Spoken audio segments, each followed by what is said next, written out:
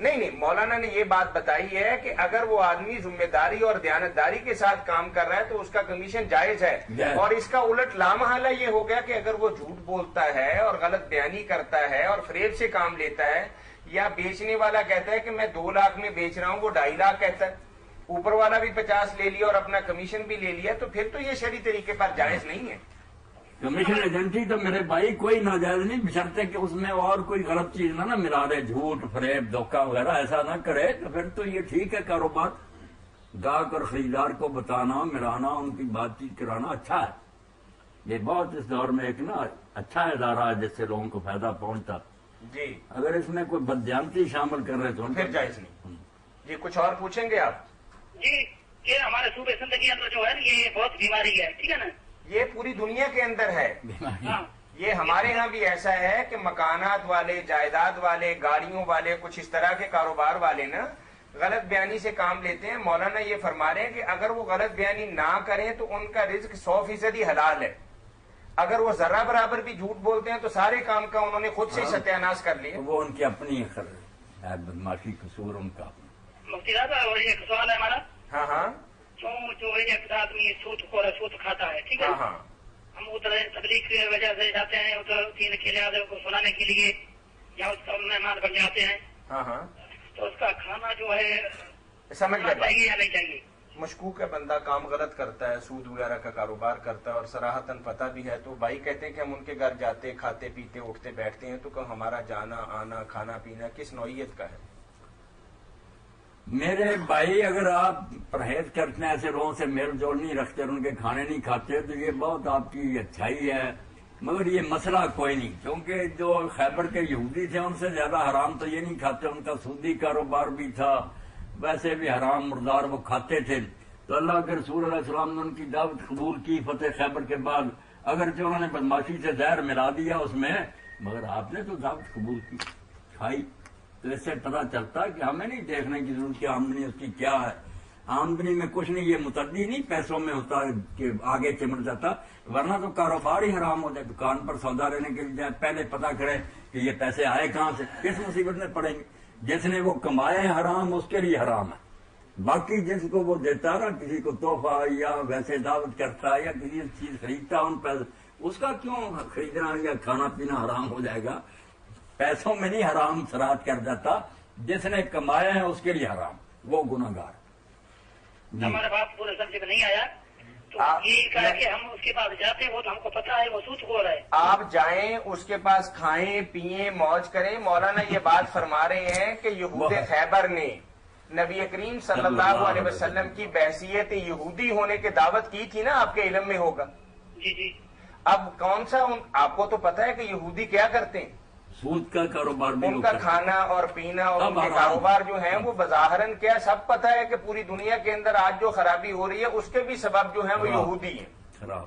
تو اس زمانے کے اندر بھی یہود خیبر سود کھایا کرتے تھے، رنڈی بازی کا کام کرتے تھے، اور طرح کے مطلب مردار بیچا کرتے تھے۔ اب ذکر تو آتا مولانا کہہ رہے تھے کہ اگر وہ حرام ہوتا تو آقا صلی اللہ علیہ وسلم کبھی وہاں نہ جاتے۔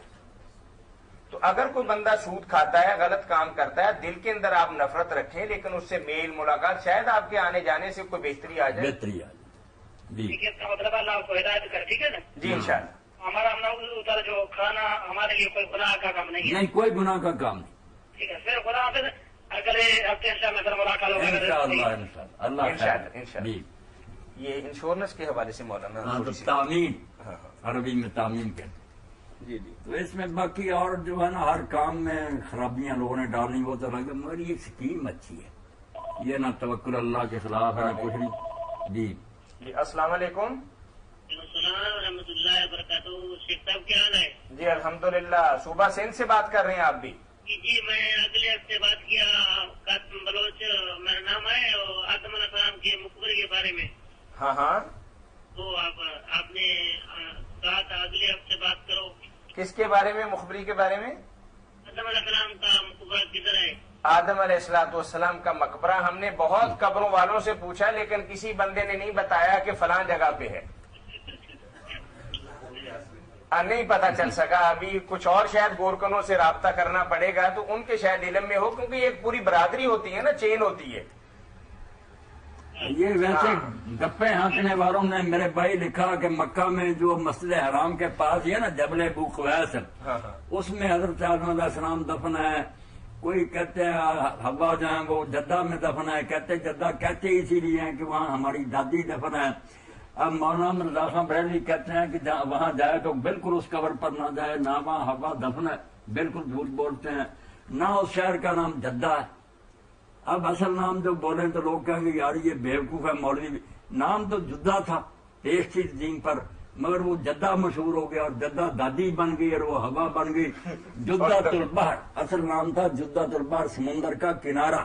کیونکہ حضرت عثمان رضی نے یہ شہر آباد کیا تھا، بندرگاہ بنائی، اس لیے اس کا نام رکھا جدہ البحر، سمندر کا کنارہ، جس کی جمع جدت. اب وہ جدہ کی بجائے جدہ، جدہ پھر دادی اور دادی اور ہوا، کدھر کی کدھر بات چلی. تو آدم علیہ السلام کا بھی ایسے کہتے ہیں. وہاں میدان عرفات میں پہاڑ کے اوپر بنا رکھا ہے کہ وہاں منار، اور وہاں بھی تھڑا ہے کہ حضرت حوا اور آدم یہاں اکٹھے ہوئے تھے. کئی لوگ وہاں نفر پڑتے ہیں، اچھے بڑے آدمی. بھائی کون سی حدیث سے ثابت ہے کہ یہ کعبہ آدم علیہ السلام کے زمانہ میں تھا؟ کب حج کے لیے آئے تھے، کب اکٹھے ہوئے تھے؟ جمع بھی کہتے ہیں مزدلفہ کو اسی لیے کہتے ہیں، وہاں دونوں اکٹھے. ساری اپنی طرف سے گھڑی ہوئی باتیں. حوا اور آدم کوئی مکہ نہیں گئے، نہ انہوں نے کوئی حج کیا، نہ ہی اس زمانے میں تھا. جو امام ابن کثیر رحمۃ اللہ علیہ فرماتے ہیں جو اللہ سے اور نبی معصوم سے ہمیں ملا ہے وہ یہی ہے کہ یہ ابراہیم علیہ السلام اور اسماعیل علیہ السلام نے اللہ کے حکم سے بنایا. ورنہ پہلے ہوتا تو یہ حال نہ ہوتا کہ وہاں پرندہ بھی نہیں تھا، کوئی وہاں کوئی انسان ہی نہیں تھا. اس طرح ہو سکتا تھا کہ اللہ کا گھر ہوتا اور امت بھول جاتی. بے شک بت خانہ ہی ہوتا، لوگ جاتے ہو، تھا ہی نہیں کوئی آدمی. آدم علیہ السلام کے زمانہ سے نہیں تھا. یہ جو سب باتیں کہ پہلے فرشتوں نے بنایا، پھر آدم نے بنایا، پھر قرآن، بے بنیاد. سچی بات یہ ابراہیم علیہ السلام بواد غیر ذی زرع، انہوں نے صرف بات کیا. ہاں ہاں کہ آپ نے بولا کہ ہر ایک نے اپنا اپنا جگہ گڑا ہے، لیکن آپ نے کون سا جگہ گڑا ہے؟ ہم نے کوئی جگہ نہیں گڑی. ہم کہتے ہیں جس بات کو آپ لوگ نہیں جانتے، لا تکف ما لیس لک به علم، جس شے کا علم نہیں ہم اس کے پیچھے کیوں پڑے، ہم جھوٹ بولے. اب یہ بتائیں کہ دین کے حوالے سے اس کا کیا فائدہ ہے؟ کل آپ شروع کر دیں گے کہ نوح علیہ السلام کی قبر کہاں، پھر ہو جائے گا کہ فلاں کی کہاں، کیا کرتے پھریں. اب دین کے جیسے ابن تیمیہ رحمۃ اللہ علیہ فرماتے ہیں کہ سچی بات تو یہ کہ دنیا میں صرف ایک قبر ہے یقینی معلوم نبی کی، جو رسول کریم علیہ السلام کی. باقی ساری جو ہے نا وہ فرضی ہے، کسی کے پاس ثبوت نہیں ہے کہ ان کی ہے یا نہیں ہے. کئی انبیاء علیہ السلام کی قبریں تو کئی کی جگہ ہے، ایک ہی نبی کی وہاں بھی ہے وہاں بھی ہے، تو حاشا بنا رکھا. خود رسول کریم علیہ السلام کے ازواج مطہرات کا حال یہ ہے کہ ام حبیبہ کی اور ام سلمہ کی وہاں شام میں بنا رکھی ہے. حالانکہ ساری دنیا کو پتا ہے کہ سوائے خدیجۃ الکبریٰ کے باقی سارے ازواج مطہرات مدینہ میں فوت ہوئی، وہاں ہی دفن، مگر وہاں بھی قبریں، لوگ زیارتیں کر رہے ہیں وہ. تو یہ بناوٹی. ادھر چین کی طرف حضرت جابر کی قبر بنی ہوئی ہے، کہیں سعد بن ابی وقاص کی بنی، تو وہ لوگ مدینے میں دفن. جی بھائی پوچھیے، کیا پوچھ رہے ہیں آپ؟ سر گزارش ہے، ہاں ہاں، آپ کسی جگہ کے اوپر نہیں پہنچ سکے سوال کا جواب میں؟ نہیں پہنچ، ہمیں کوئی، ہم نے تو پہلے کہہ دیا نا کہ ہم نے معذرت کی ہے آپ سے کہ ہم کسی نتیجے تک نہیں پہنچ سکے. لا ادری، ہمیں کوئی پتہ نہیں اور نہ پتہ کرنے کی ضرورت ہے. بلکہ اس بارے میں سوال بھی ان چیزوں میں داخل ہے جو گناہ میں آتی ہیں، کہ جس کی ضرورت نہیں وہ بات کیوں پوچھیں. چلے، بہت شکریہ بھائی آپ کے کال کرنے کا. مولانا آپ انشورنس کے حوالے سے تھوڑی سی انشورنس کے بارے میں کہہ رہا تھا کہ یہ بالکل وہی ادارہ ہے جو رسول کریم علیہ السلام کے زمانے میں آکلا کا تھا، کہ جب غلطی سے کسی سے قتل ہو جاتا تھا. جی جی ماشاء اللہ آج تو کالا. السلام علیکم. جی مولانا. تو آکلا کا ادارہ مقرر ہوا کہ غلطی سے قتل ہو جائے. السلام علیکم. السلام علیکم. جی وعلیکم السلام ورحمۃ اللہ. جی میں بابر بات کر رہا ہوں. جی جی جی